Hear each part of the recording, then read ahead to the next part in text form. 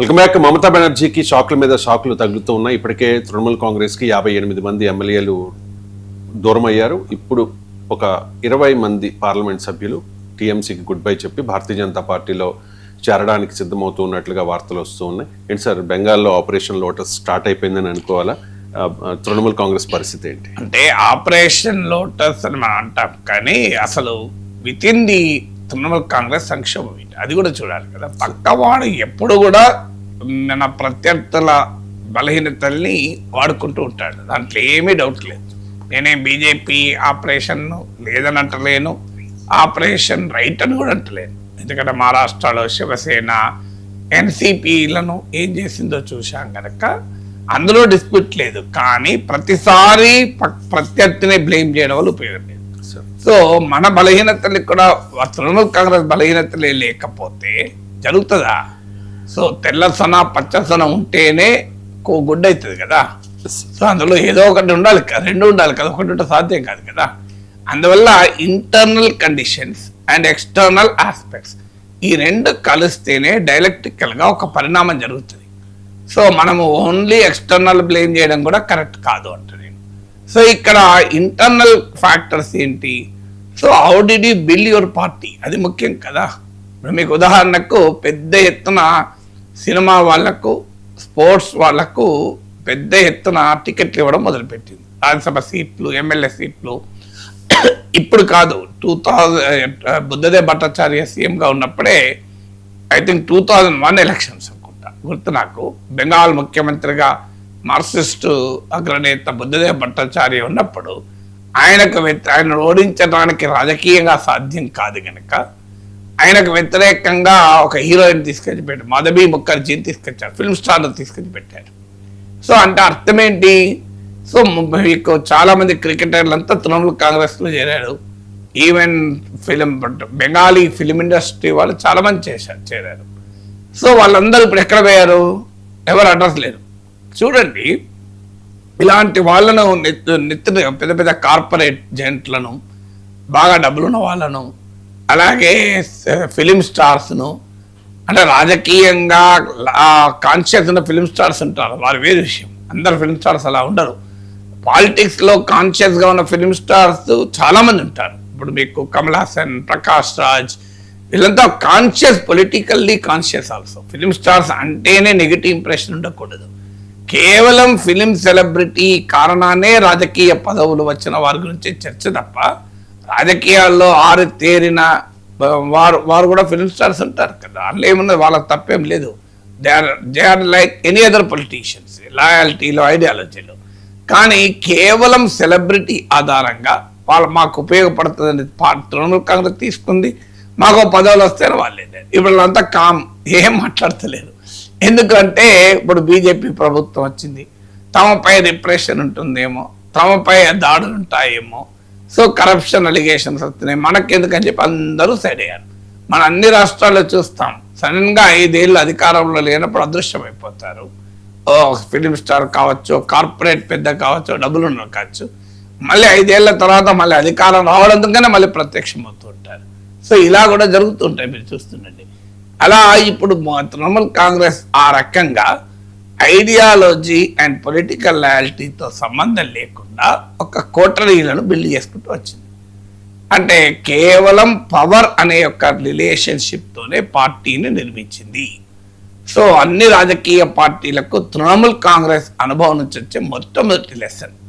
So you have to build party based on political loyalty. అంటే జెండాలు మోసే కార్యకర్తలు, దశాబ్దాలుగా పార్టీ కోసం పనిచేసిన కార్యకర్తలు కాకుండా, డబ్బులు ఉన్నాయి కదా, వాళ్ళు సూట్ కేసులతో వస్తారు కదా, వాళ్ళకు సెలబ్రిటీ ఇమేజ్ ఉంది కదా అని పారాచూట్లను తీసుకొచ్చి పార్టీ కార్యకర్తల్ని వదిలేస్తే పార్టీ బాగున్నప్పుడు, అధికారం ఉన్నప్పుడు నడుస్తుంది. కానీ అధికారం పోగానే మిగిలేది మళ్ళీ మీకు నిజంగా కష్టకాలంలో నిలబడేది ఆ జెండా మోస్తున్న కార్యకర్తలు. ఈ పారాచూట్తో వచ్చిన వాళ్ళు కారు, సూట్ కేసులతోనో లేకుంటే మీకు గ్లామర్తోనో పారాచూట్లో దిగేటువంటి నాయకులకు పదవులు ఇస్తారు, కార్యకర్తలకు పార్టీ లాయల్టీ ఉన్న వాళ్ళేమో జెండాలు మోస్తూ ఉంటారు. ఈ కల్చర్ ఇటీవల కాలంలో మన రాజకీయ పార్టీలో చాలా పెరిగింది.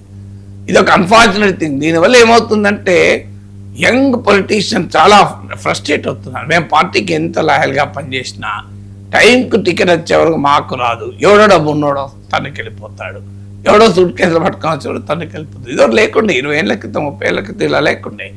మీరు అతి సాధారణమైనటువంటి కార్యకర్తలు కూడా ప్రజల ఆదరణ పొందగలిగితే కాన్స్టిట్యున్సీలో వాళ్ళకి పార్టీలు టికెట్లు ఇచ్చేది, వాళ్ళ ఎమ్మెల్యేలు చేసేది, ఎంపీలు చేసేది, మంత్రులను చేసేది.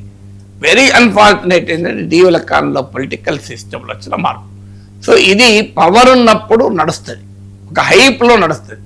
ఒక్కసారి పవరే పోయిందంటే మొత్తం పేక మేడలా కూలిపోతుంది.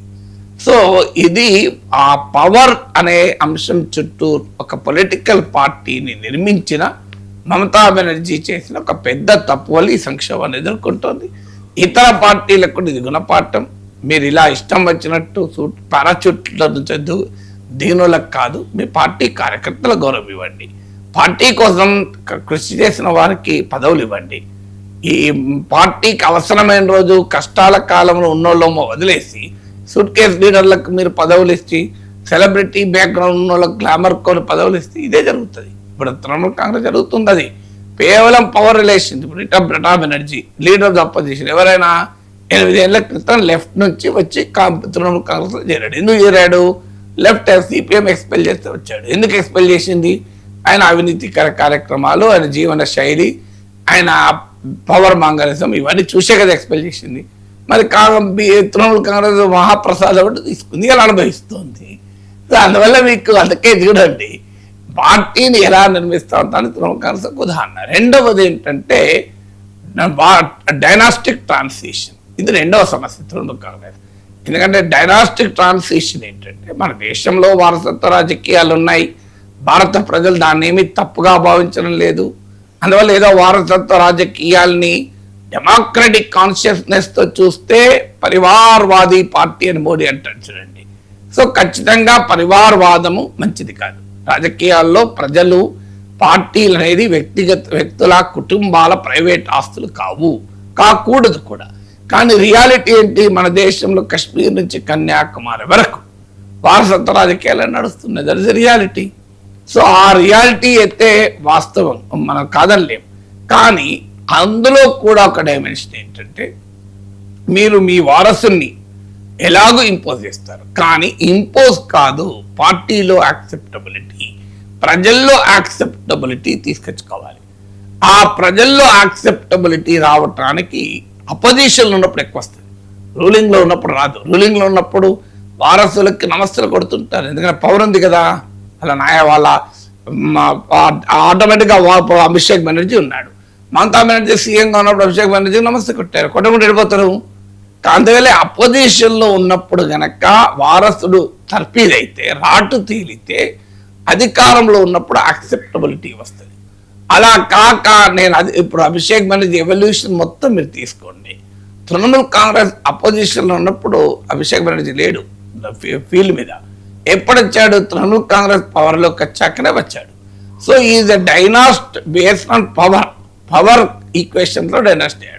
వాళ్ళందరూ ఇప్పుడు ఎక్కడున్నారు? వాళ్ళు అడ్రస్ లేకుండా పోతున్నారు.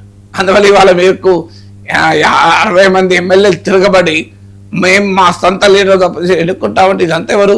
వాళ్ళ కంప్లైంట్ ఏంటి? అభిషేక్ బెనర్జీ చెప్పారు.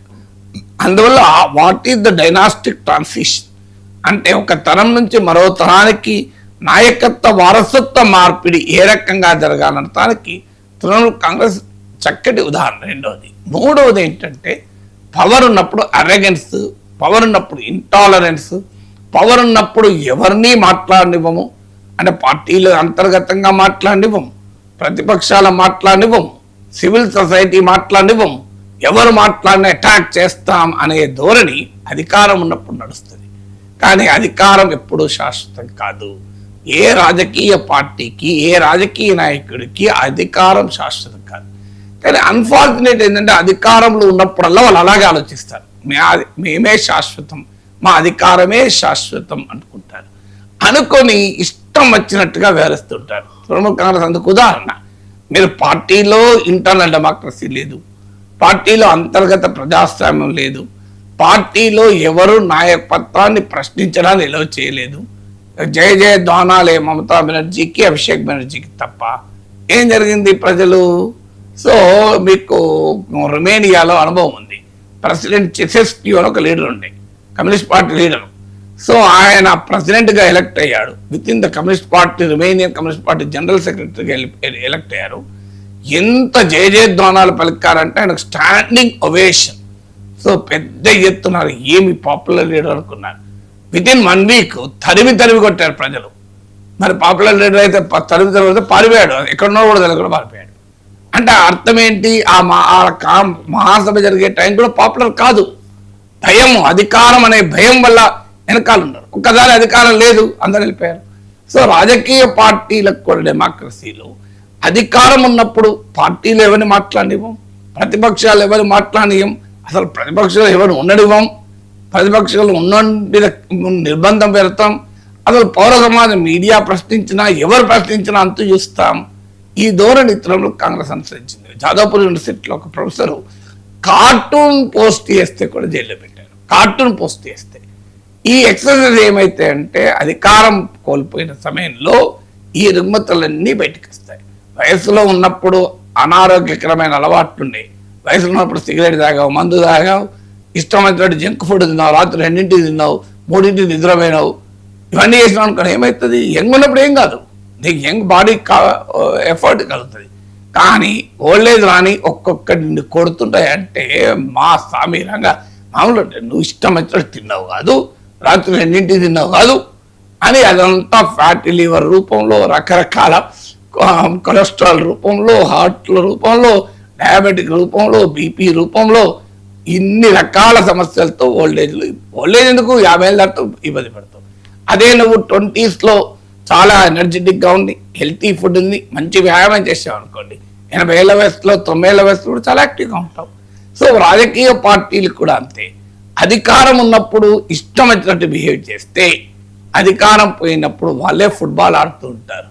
సో ఇది గమనించారు. మన ఇంట్లో అత్త కోడలు ఉంటారు చూడండి రవిశంకర్, అత్త డామినేట్ చేసి కోడలు హింసిస్తూ ఉంటుంది, కోడలు వణికిస్తూ ఉంటుంది. ఒక్కసారి మామ ఓల్డ్ ఆదాయం లేకుండా అయిపోయాడు, అత్త డామినేషన్ ఆగిపోయింది అనుకోండి, భర్త కూడా తన చేతికి వచ్చేసింది అనుకోండి, ఇక ఆ కోడలు ఫుట్బాల్ ఆడితే నా సమయంగా ఇక సూర్యకాంతం లాంటి అత్త అయినా, సూర్యకాంతం అంటే సినిమాలో సూర్యకాంతం, నిజ జీవితంలో చాలా మంచి మనిషి అనిపిస్తుంది, కానీ సినిమాలో క్యారెక్టర్ లాగా అత్తనైనా అడుగుతుంది కోడలు. That is human nature. So అందువల్ల మీకు అధికారం ఉన్నది అంటే, స్టాన్ఫోర్డ్ ప్రిజన్ ఎక్స్పెరిమెంట్ అని సైకాలజీలో ప్రయోగం ఉంది. ఒక స్టూడెంట్స్ను 2 గ్రూపులుగా చేసి, ఓ గ్రూప్ను జైలర్స్గా, మరో గ్రూప్ను ప్రిజనర్స్గా పెడితే, అసలు అంతకుముందు ఏమీ లేని ఆ జైలర్లు కూడా 3 వారాలలో ఈ ప్రిజనర్స్ పైన ఇష్టం వచ్చినట్టు ప్రవర్తించడం మొదలుపెట్టారు. అంటే power corrupts, absolute power corrupts absolutely అంటారు. సో అది కూడా ఇప్పుడు ఇవాళ తృణమూల్ కాంగ్రెస్ వేధిస్తుంది. అందువల్ల తృణమూల్ కాంగ్రెస్ ఇది స్టడీ ఇది extremely good case study, how not to function అదే పొలిటికల్ పార్టీ అంటానికి, హౌ నాట్ టు ఎన్నికలను కూడా నిల్వ చేయలేదు. 32% యునానిమస్ ఓట్లు, ఎవరిని పార్టీ కార్యాలయాలు పెట్టుకొని ఇవ్వలే, మర్డర్లు, హత్యలు, దాడులు అవన్నీ చేశాయి. ఇప్పుడు బీజేపీ ఎట్లా ఓటేశారు? బీజేపీని వ్యతిరేకించడం కూడా బీజేపీ ఓటేశారు. ఎవరెవరు కావాలి ఈ మెత్తద్దని. సో ఇప్పుడు అనుభవిస్తోంది కదా. ఇక ఆంధ్రప్రదేశ్ నుంచి ఖాళీ అవుతాం